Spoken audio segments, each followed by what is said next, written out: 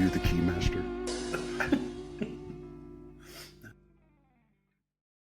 All right, welcome back to another episode of DEStalks. This week I am Chase, your host, and I have Rob Moore here from LA Duty 214. How you doing, Rob? Good, man. How are you? Man, I'm doing great. It is Tuesday night, dude. It's Taco Tuesday. Did you get your tacos in? Not yet. They are waiting for me right after this.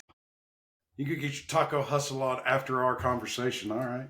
Yeah, absolutely. Right. You know how it is down here in Texas. Y'all do take your tacos very seriously down there in Texas. I do miss that. Up here in Kansas City, and I am trolling. So if you're watching this and you're up here in Kansas City, hit in the comments below because I haven't found the taco spot yet. I could definitely tell you where it is down there in the Dallas area. Where's your taco spot over there, Rob? So one of them in Austin is One in a Million. Yeah. Some of the best places. And then for breakfast tacos, I like to this place in San Marcos called Joe's. So they're really good too. First place I've ever gone to that has like blueberries in their sausage. Yeah. Yeah. That's a little different. Okay. I've never had blueberries in my sausage. You're talking about like a breakfast sausage, right? Yeah, absolutely. Okay. What was it called again? Joe's. J-O. Joe's.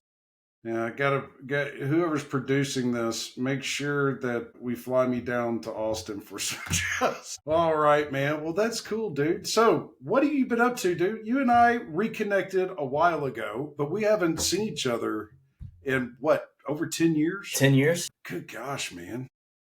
Yeah. So yeah, we met in what? 2013, 2014, 2012? Yeah, 2013. Yeah, 2013. Yeah. It's 13 I was in Afghanistan. So it was like right when I got back. So yeah. Yeah. Something right Because I was there whenever you got back. Yeah. Mm-hmm.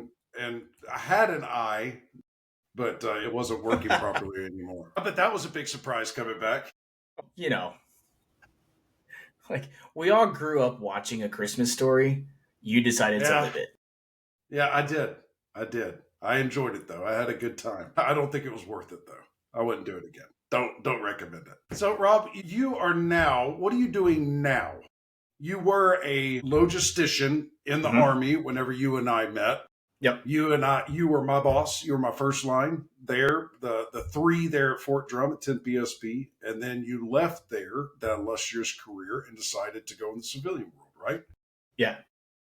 Well, it was kind of a mutual decision. A lot of times the Army decided that they were going to cut down this force. So I just happened to be one of those folks who was told, hey, thanks for playing, but it's time for you to go on. So now, yeah. So now I started off being a logistician, or I tried to be right after I got out. I figured, well, you know, I got my master's degree in the Army in logistics.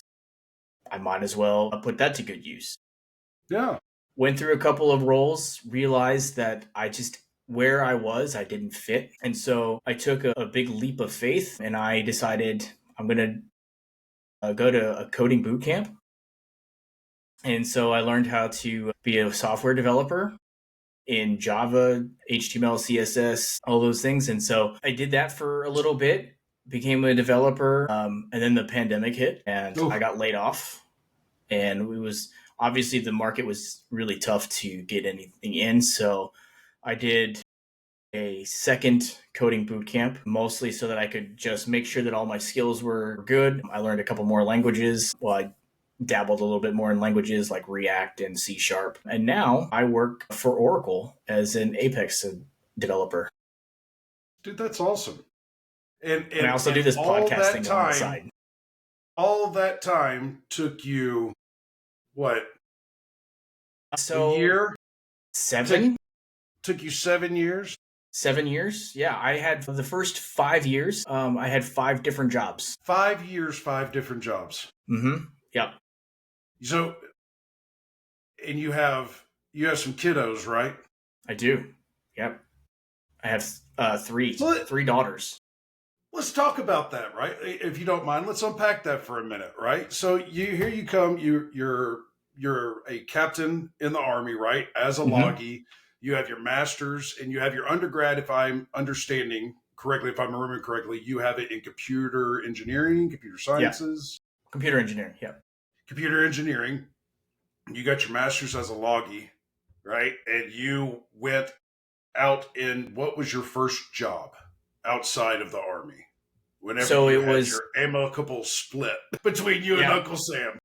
Yeah. So my first job was actually to a airplanes completion company or an aircraft completions company. Basically, it was the company took massive wide body planes like the 787s and they would customize them basically for heads of state and other VIPs.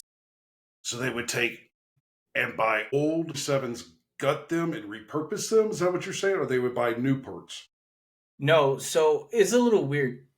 So they would actually use 7, 8 brand new right off the line. Like literally, Boeing would they would come out of that manufacturing hangar at Boeing and then fly and then land in San Antonio, and they would still be green, literally green on the inside. Nothing's in them, That's and cool.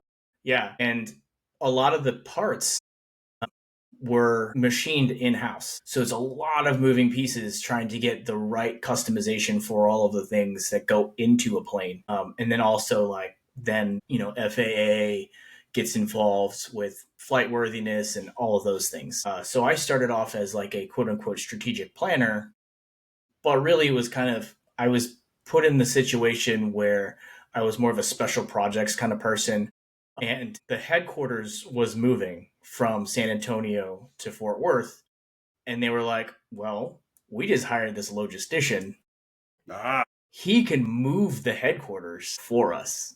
And so my first big task was to do that. And then when we moved to Fort Worth, the warehouse and manager position opened up and I took and walked into that.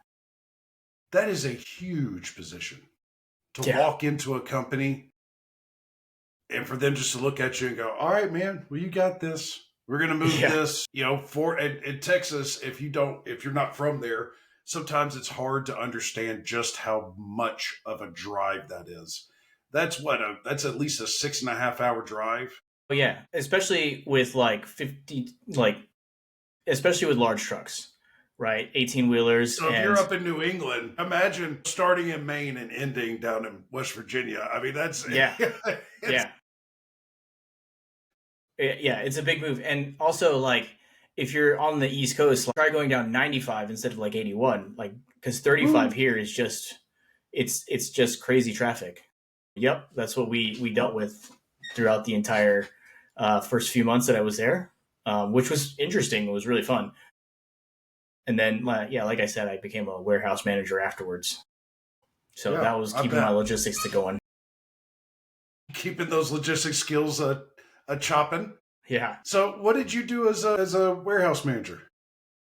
And so basically, just first off, I want to say that I think my eyes were a lot bigger than my capabilities at the time because I was never I don't think I was ever good at it. So going into a whole new industry, in aviation, there's a whole new set of rules, right? That I just Right. didn't know existed. So my first couple days as a warehouse manager, I had one of the inspectors come to me, and we were doing like a pre-audit before the FAA audit or whichever one of the other audits that we were doing, and they were like, "Hey, did you know that all this was out of tolerance?" I was like, "How is a room out of tolerance? Like, how does that happen?"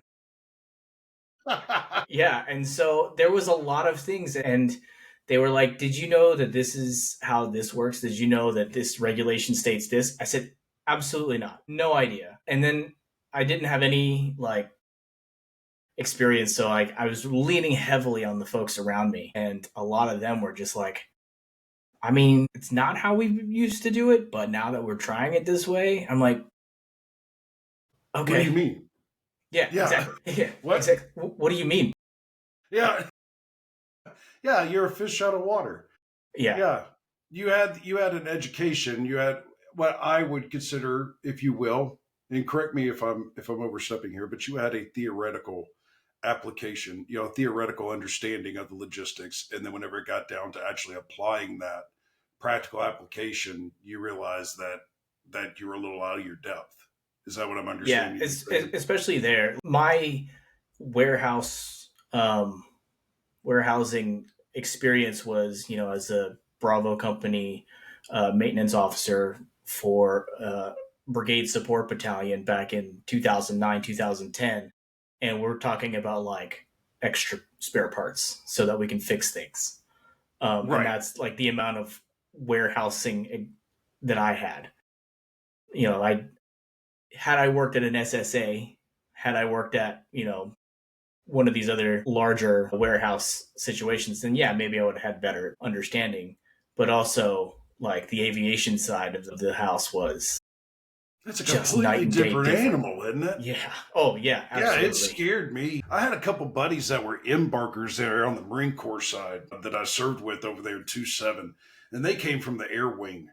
And Hmm. those guys were different. Like Yeah. they saw as logisticians, they saw the world differently. It was definitely a masterclass working with those guys. I could only imagine what you were working with over there, especially with all the different CNC machinery that it sounds like that you had, for the specialized parts and stuff like that. Well, that has specialized equipment that goes along with it that you have to know. That's I can see where that could be difficult. And where did you go from there? So obviously that didn't work out for you, and so you said, "Hey, look, I need to exit stage right before I get in the high water." Yeah, exactly. More like they were like, hey, you need to exit stage right Oh, before you get into high water. sorry, man. I didn't mean to put you like that. No, it's okay. I laugh at it because I laugh at it because my very last day, I'm being escorted out, and a person who, one of the other people who were doing like more audits, was asking me questions as if she didn't notice the massive security guard standing behind me, making sure I packed everything. But she's literally Asking asking you me, yeah, she's questions still asking me, like, on hey, your did way you know? out. On my way out, she's like, hey, we need to make sure that this gets scheduled and this gets scheduled. And I was like, sounds like you should talk to this person because I can't do that right now or ever. I'm gonna be a little busy for the foreseeable future, my Exactly. friend. Yeah. Um, and so Man, from that's there, horrible, Rob. I'm so sorry. I know I'm laughing, dude, but that's horrible. That's a horrible way to walk out. I'm sorry. dude, it was not cool at the time, but hilarious now. I laugh at it still to this day. Well, if you can't laugh at yourself, right? Yeah, absolutely. So after that, I went and found a job local to me. Mind you, like I was living near San Antonio, and the job that I just left was in Fort Worth. So that's about a 4 hour trip. And I would do it every weekend just to go see, go to work and then see my family, that kind of stuff. So I finally made it back home. And then I found a local job where I was the assistant operations manager for a third party logistics company. And basically, they hired owner operators to deliver furniture. Yeah, So, you're in the yeah, freight world. yeah. I was in Yeah, the we freight have world. another common background there. Yeah, Yeah, well, the biggest difference is I didn't have to go find clients. yeah. Which, don't get me wrong, like I have applied for those particular jobs before, and I watched this guy go through the phone book and just every line just call, nope, call, nope. And he was going through, we were in Texas, and he was going through a phone book in like Iowa and just trying to find someone who needs stuff moved. Wow. Yeah, And yeah, that's how he yeah. was Being a growing his freight book of broker is no business. joke. The Yeah. people out there, if you're listening and you're thinking about getting into the freight brokering world, have a buddy, have a pal, Yeah. a good mentor that Yes. can steer you in the right direction. It didn't work out for me. No, I went in for a quote unquote interview. The Right. person that was doing my interview sat me down and said, just observe. By about lunchtime, I was like, okay, so obviously no one's going to ask me questions during this interview. And from what I'm seeing, this is not what I what I have in mind, what I want to do. You know, the folks that go out there, they do it and they're super successful at it. Hey, that's fantastic. Great on you, because that's not me. Yeah. And I'm not ashamed to say that. Yeah. Well, it's not for everybody. Exactly. You know, that's all good. So you were moving freight for a furniture company, right? Yep. And then really there was kind of just the big difference between like civilian contractors and military movers, right? Like as in soldiers who move things on convoys and Yeah. think and all that. I can say, hey, I need you guys to do this, this, this, and this. And they'll be like, cool, got it. On our way, done. This group, I need you guys to do this, this, this, and this. And then you can be gone. Was that extra? Do we get paid extra for that? Do we? But wait a minute. Why do I have to do it? Why can't he do it? Like, I don't have the answer to that. To be honest with ready you, for that. like I was not. No, I wasn't ready for the backlash of like, you should just do this. Yeah. So I I'm was. sorry, guys. I thought we showed up here to work today. Yeah. My fault. Exactly. My fault. My fault, guys. You're right. Yeah. Oops. My Oops. bad. I'll go back. Let me know Yeah. when you're ready. Yeah. Exactly. And so like I also had like a weird leadership where their views on leadership were not my views on leadership. So I ended up leaving based off of a conflict of opinions, I guess you could Yeah. say. Yeah. And Well, that's and that long term, obviously, that's going to work out better for you in the long term. yeah, absolutely. Yeah, it was definitely helpful to my mental health for sure. I could imagine. But yeah, and that's how I got into IT. Is I had a buddy of mine reach out and say, "Hey, there's this really cool like company that is operating out of Round Rock, and they sell computers. Maybe you've heard of them. It's called Dell." And I was like, "Oh yeah, sure, I'll do that." And so I ended up, ironically, selling computers to the army. It all comes back. All comes back. Um, did that for about a year and a half, and realized again that sales is not my forte. Ooh, yeah. We did pretty good one year. We did not do so good the next year, which probably is a good reason why I'm not a good salesman. And so at that point, I was back in IT. I wanted to lean back onto my computer engineering degree, and that's how I got interested in doing a coding boot camp. When I discovered the one in San Antonio at the time, they were one of, if not the only, boot camp that accepted the GI Bill, the post 9/11 And GI what Bill. coding boot camp was that? So it was called Code Up. Code Up. Okay. And I was San Antonio. And you said Yeah. it was GI Bill eligible. Now, was it an NCD program? Was it accredited or was it a non-accredited program? No, it was accredited. Nice. It was an accredited program. They had to, in order to for it to be get accepted to have the GI Bill, it had to be accredited and also be accredited through the state of Texas. Nice. So yeah. Yeah, they definitely made sure that they kept all their books straight, all their audits were perfect all the times. Good. They made sure that everybody was taken care of. And you went to the Code Up boot camp that they offered. And what was that boot camp? What did you do inside that?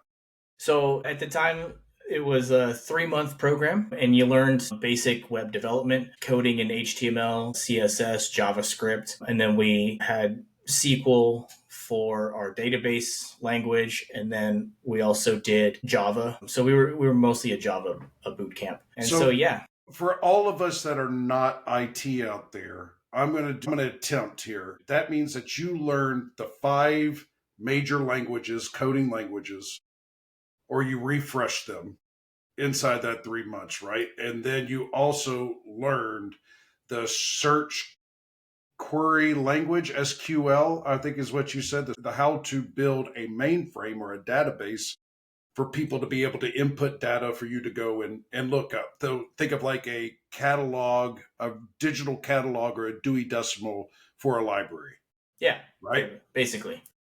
Huh, Yeah, cool. basically. So, and then we culminated with like the last 2 weeks of the boot camp was we had to work on a capstone project.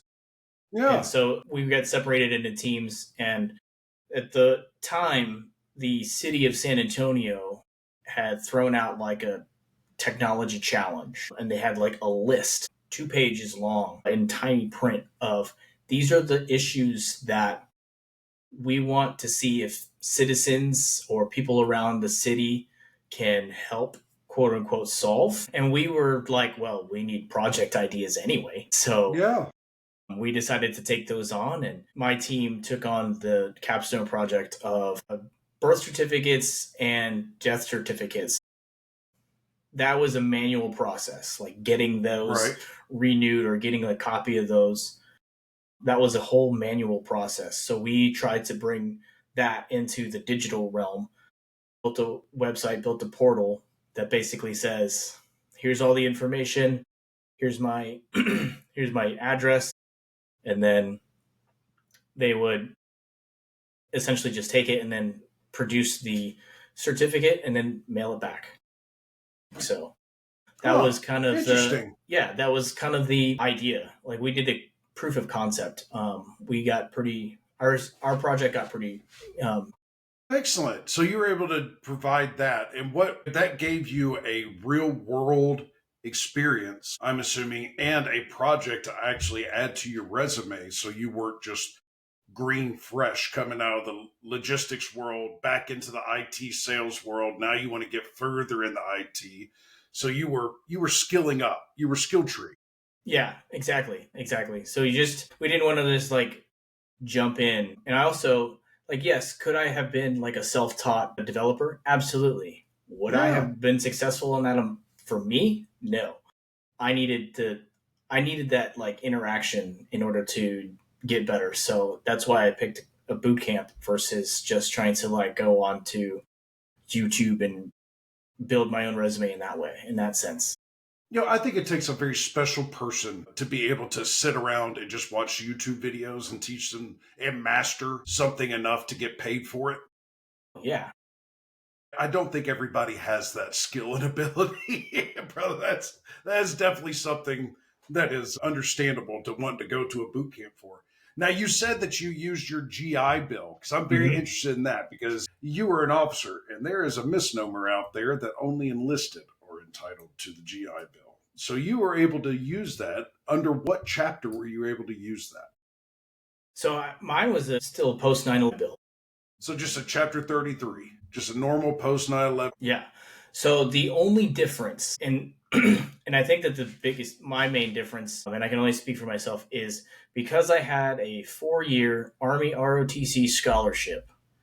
Um, I had to fulfill the obligation of 4 years in the Army and after commissioning before my eligibility for post 9/11 started accruing. So my difference is by year 4, that's when time started. Whereas for most people, once they get into the Army or once they get into the military, that's when their time starts for their post 9/11 GI Bill to start accruing. Whereas because I had that 4-year delay and I got out at 7 years and 11 months, because I missed that little bit, I actually only qualified for 70% of the post 9/11 GI Bill. So every time I tried to utilize it, it would cap off at 70%. So whatever it happened to be, I had to make up the difference out of pocket.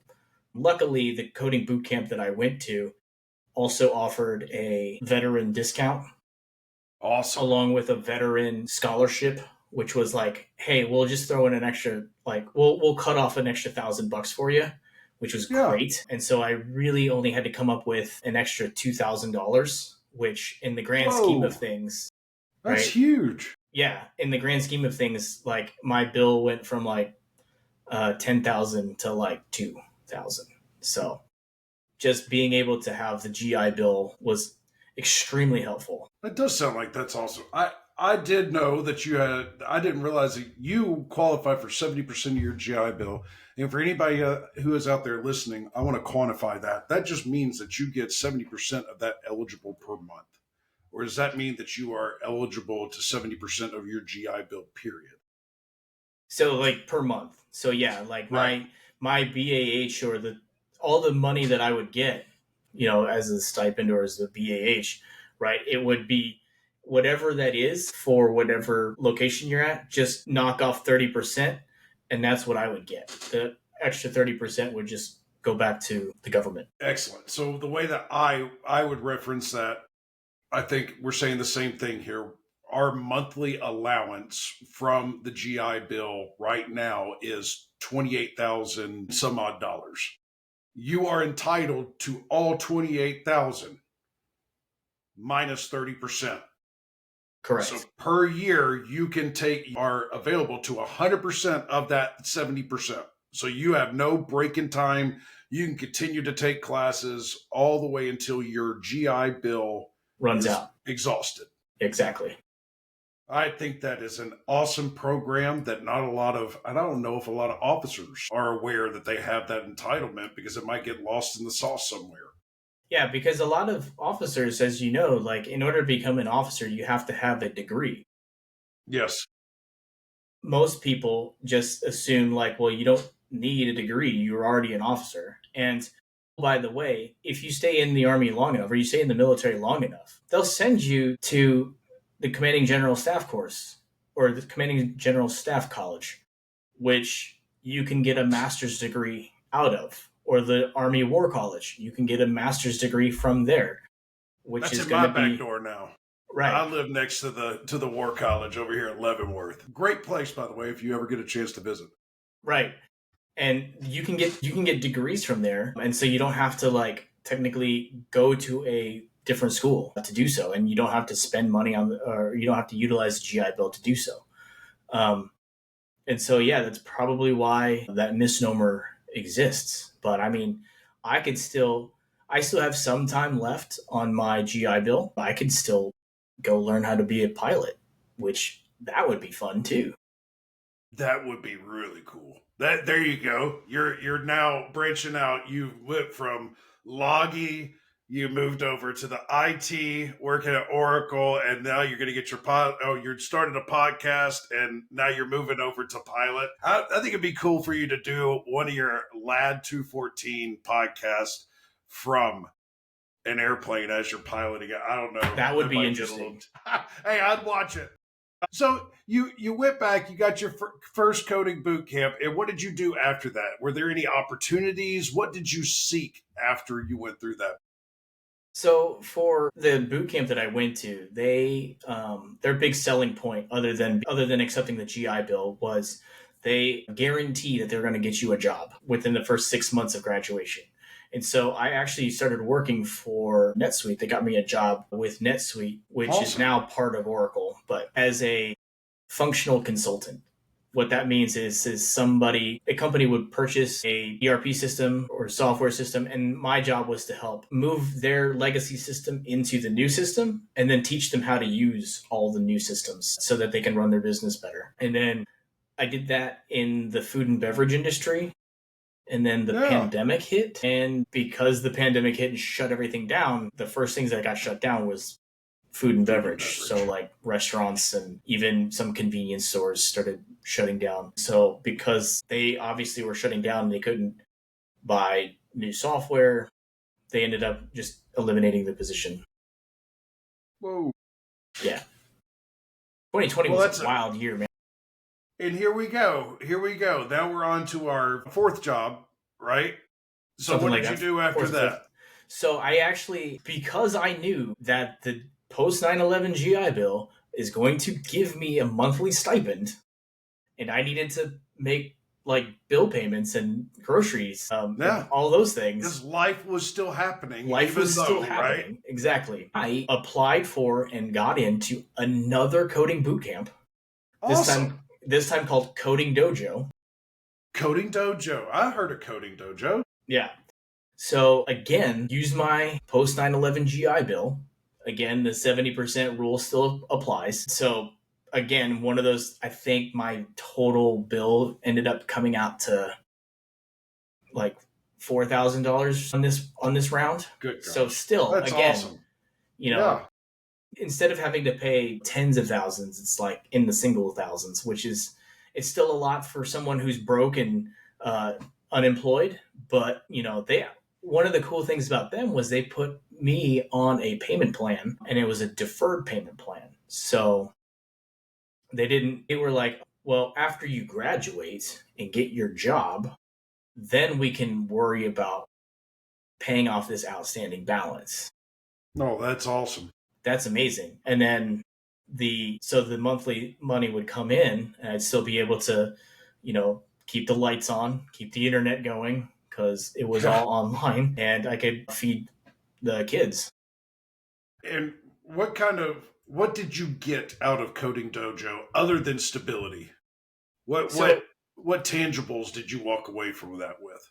So the great thing about Coding Dojo is it's a still 3-month program, but they do more of an accelerated process. Like they do 3 different languages within those 3 months. And so the ability, like you get this ability to learn like baseline of computer engineering and web development. And then you see how you can translate it into different languages, like from React, from C Sharp, and from Python. Like those are the 3 big languages that we learned. But just being able to see the differences and see the similarities, you realize that you can actually learn a language, a coding language, pretty quickly if you can master the super basics. Right. So it gave you another good foundational base to go out and basically you upskilled again. You went back and worked on the areas that you weren't. You didn't go back and do the exact same thing, right? You didn't rinse and repeat, right? Right. And I what possibly did could that, have too.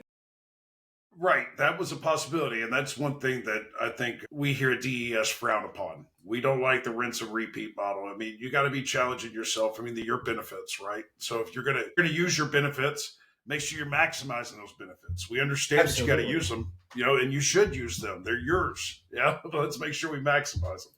So you went from there, and that gave you the opportunity to get where you are now. Is that was I'm understanding? Yeah. Yeah, so I went there once the world started kind of opening back up. Companies were hiring again, and I think one of the great things about being a veteran is that there is a community of other veterans out there who are willing to help you, who are willing to introduce you to people as long as you represent yourself well. And so I managed to utilize a network that put me in front of individuals and hiring managers. And funny enough, I got hired through a veteran program at Oracle where they taught us a completely new language. So for the first 3 months I was employed at Oracle, I was learning a completely new language, Oracle Apex, which is more low code system. So would you say, Rob, that your educational path has never stopped? Oh my gosh, it never stopped, and it probably never will. I hope it never does. Right. I mean, good gosh, how boring would that be if we just said, well, okay, all right, enough is Yeah, enough. I've learned enough. I've seen enough. my brain has reached its capacity. Like if that were the case, then you just need to pump the brakes, take a Yep. nap. Yep. Let's take a nap. Yeah, Yep. you just need to Amen. take a nap. That's right. Well, hey, this is a good time because you were just talking about it. I do believe what you just said, that there are a large number of veterans and people that want to see veterans and their families thrive.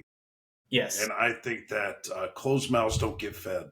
And if you're not willing to get up off the couch and willing to put the effort in like you did, you went through 2 separate coding boot camps in order to get where you are now. Rob, I know you. I mean, this is not the last time we're going to have this conversation. The next time we're going to be talking about what you're doing next. I mean, you're an incredibly dynamic person. But what you have coming up next is you have this incredible channel called LADD214. It's called Life After D214. I just kind of want to tee it up because you and I kind Yeah. of talked about it. I'm excited about it because it actually sounds like you're having like true, honest, deep conversations Yeah. over there. Absolutely. Can you tell us a little bit more about those conversations? What are you guys talking about over there at LAD?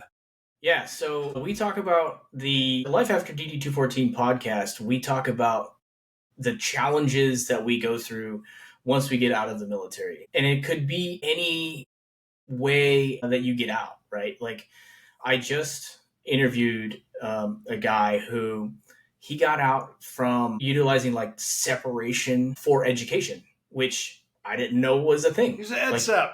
yeah, I didn't know Yeah. that was a thing. And so he brought it up, and we dove into it a little bit. My next two individuals, they are fully like they had 20 plus years. They're retired. They, how did that feel, right? Like, what are they doing now? Yeah. One guy, he became like, I don't know, he retired and just lived off of the money that his wife makes. And also like the residuals retired. Um, he wakes up in I'm the sorry, morning, goes Rob. back to bed. Just real quick, Elizabeth, because I know you love me and you're watching this podcast. Feel free to be, for me to be a kept man whenever you're ready. I'm ready to be there for you, honey. I Exactly. promise. I'll hit that gym every day. I'll be kept. Yeah. Right? Sorry. It's okay. It's okay. So you guys are talking about some raw stuff, right? You guys are talking about the nitty gritty, right? You're Yeah. talking about the transition piece and where they are now. Yeah, we talk about where they are now, but the focus is really just like the hard stuff, right? Like when you woke up that morning and you realize like I have to put in 50 more applications today. I have to line up 3 more interviews. I need to do X, Y, and Z, like the anxiety that we go through, right? Yeah. Like how do all we while not seeming desperate because everybody says you can smell desperate, right? exactly. So you're not trying to smell desperate. You're smiling for the family. You're trying to be number one dad still, getting up, getting knocked down every day, talking about that. Oh, good gosh, man. Absolutely. You mean people actually do that other than I? Yeah. Yeah. It's you make that as it's a joke, right? But at the same time, like people also have that anxiety too. Like I'm the only person who's going through this. And like actually you're not. And you're not going to be the first, you're not going to be the last. But at least with the Life After DD214 podcast, the audience can listen to these folks and be like and see themselves in it and say, okay, I'm not the only one. And I can push forward because this guy can do something with his life. Again, like it took me 5 plus 6 years to finally find a position that I fit in at. And even now I'm like, man, do I really fit in?